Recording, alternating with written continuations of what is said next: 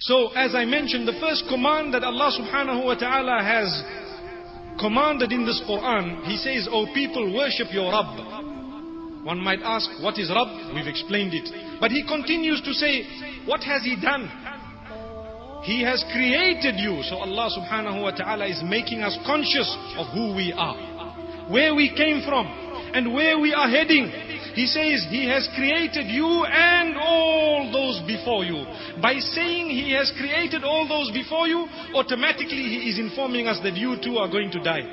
Subhanallah. Automatically He is informing us that you too are going to come to an end. May Allah subhanahu wa ta'ala grant us the turning to Him before it is too late. So Allah subhanahu wa ta'ala thereafter says, if you are to understand who is your Rabb, and you are to worship Him, and you are to understand what He has done, He has brought you into existence, He has created everything for you, that will make you conscious of Him as well. Alekum tattaqun.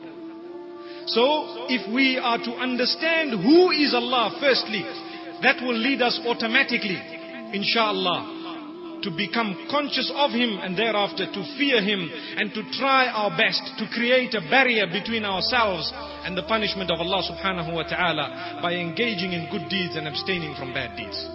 May Allah subhanahu wa ta'ala make it easy for us all.